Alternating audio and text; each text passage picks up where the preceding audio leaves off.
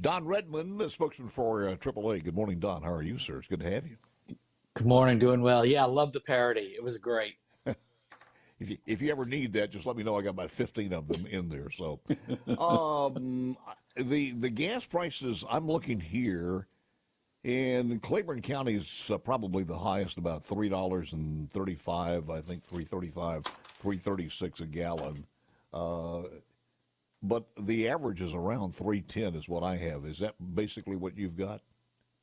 Yeah, we're looking at an average about 309. And Mississippi has Mm-hmm. consistently been either the cheapest state in the nation for fuel prices or certainly within the top five cheapest. It is right now running about 10 cents a gallon cheaper than the surrounding Gulf states. Yeah. Why is that, Don?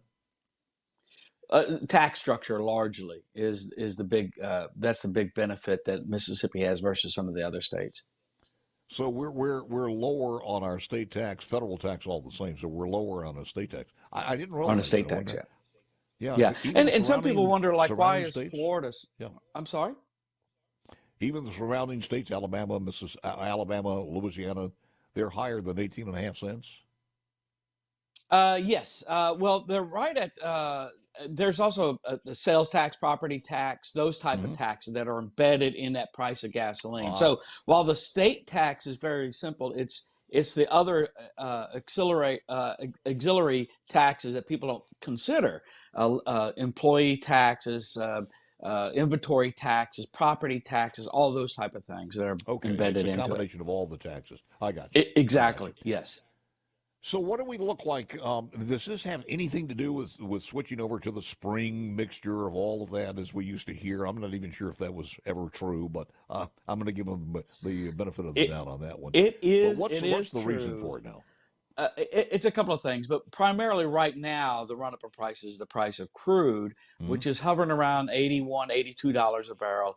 The demand is starting to pick up in the spring, which we typically see. But this is also the period we're talking about, the transition period where they have to transition from winter grade gasoline to a summer grade gasoline, which is more expensive to refine.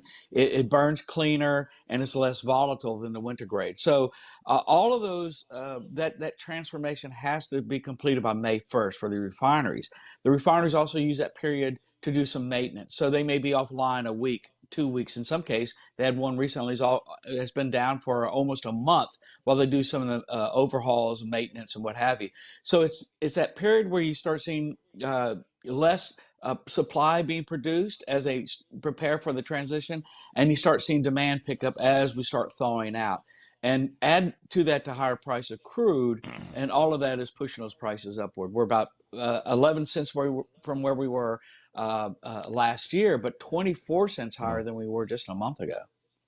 Well, there was a report that came out a couple of weeks ago that said we're actually pumping more oil now than we have in a long time. Speak to Yeah, that. two of the big producers are Texas and New Mexico. Yeah, they've been doing quite Hmm. well. Yeah. Why isn't it reflected at the pumps? Because it's a global market, and so the global market is what's shaping that price for crude. And I know that's very frustrating for us at home, seeing that we're Hmm. actually producing oil. Why isn't it cheaper? But it depends on what China's doing. And of course, then you have Saudi Arabia, another OPEC oil company. They're cutting back production to keep those prices high. I mean, they have a stated goal of $80 a barrel. They'd love to see it $100 a barrel. I don't think Donald Trump coming in as the president of the United States of America would benefit any of those people, the aforementioned people. Yeah, according to his what we saw in the past in his past administration, yeah, I Hmm. think you're exactly right about that. What about our strategic oil reserves? Are those being replenished? Because you don't hear anything about that. And this president has drawn them down, from my understanding, to levels that we haven't seen in a long time. Actually, to what most people who are in the know say dangerous levels. Yeah, I know that Congress has addressed that issue and very concerned about it. There was a time when, of course, it was easier to refill those supplies when crude was trending at Hmm. 40, $45 a barrel. Now you're talking about 80, 85. I'm not sure the current status of that, but that certainly I know has been a concern Yeah. for national security purposes. Don Redman, who's the spokesperson for AAA. Don, if you've got time for an audio soundbite here, I think you'll appreciate this one. They had a hearing on the gas prices, on the climate change, on all of this stuff that is affecting us through the executive orders of the president. So they asked experts to come in and to tell these men and women of the Congress, to give them some ideas, help them make these decisions. One of the guys that they brought in, as far as climate change, burning fossil fuels, et cetera, was a cross-country skier who looked like a surfer kid. And they brought and they stuck him up like a piece of raw meat in front of a guy named Senator John Kennedy. What is carbon dioxide? I went to high school, but that's carbon dioxide is a gas. Okay. I'm not a professional to talk about carbon dioxide so much, but Well, you want us to abolish it, right? no, there's always going to be carbon dioxide. Right. So what is it you want us to do? I mean, you're here as an expert. Tell me more about what carbon dioxide is. I'm here as an expert cross-country skier who sees the changes in my winters and the landscape that I live in Alaska. And so carbon dioxide is what I see it as is, it's a gas that exists in our atmosphere. Is it the major part of our atmosphere? Or? It's a huge part of our atmosphere, yes. It's actually a very small part of our atmosphere. Well, okay. But, yeah, I don't know. What are you asking specifically? Well, you said we need to reduce carbon dioxide emissions. I'd like to know first if you know what it is. How much will it cost for us to become carbon neutral in the United States by 2050? I'm not a professional on that. I don't have an answer. You don't have any idea? No. You just think we ought to spend the money? But it's going to cost trillions of dollars to become carbon neutral by 2050, right? I do not know. You don't know. You just think we ought to do it. If we spent those trillions of dollars and became carbon neutral by 2050 in the United States, which you advocate, how much will it reduce world temperatures? I don't have an answer for that. You don't know? No. You just think we ought to spend the money and then see what happens? I think as an athlete, I think if we spend that money and invest in our future, hopefully those temperatures stop rising and maybe the snow at least stabilizes where it is for me. But yeah, I don't think anyone knows for sure. I don't know anyway. For the next 15 years of his life, he's going to have to live down that interview in front of Kennedy.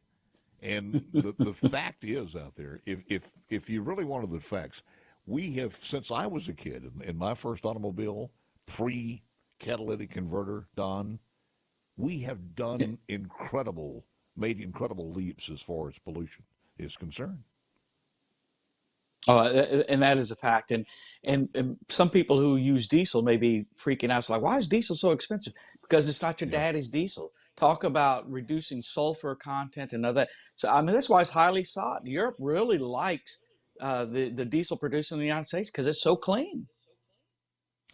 The marketplace, and we've talked about this earlier in the week, the marketplace sooner or later is going to take hold of this unless we're in a totally socialistic society, which could happen after November.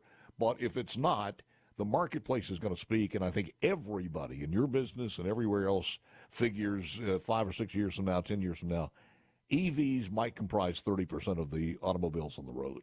Do you think about the same? Yeah, I agree with you.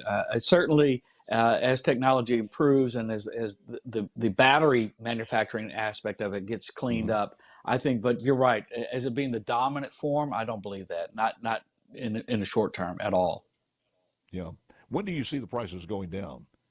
By vacation time, you think they will, or do we know? Typically, but I always caution. Usually when you look at the price of December, what with the prices by June is typically about 50 cents. So in that case, by the time we get it to June, Mississippi average should be about $3.18 a gallon. But it's a very news-driven market, and it can change in a heartbeat.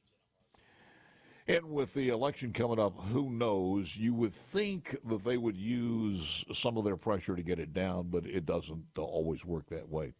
Don, it is always a pleasure. Thank you for taking the time, sir. Appreciate it very much. Well, thank you.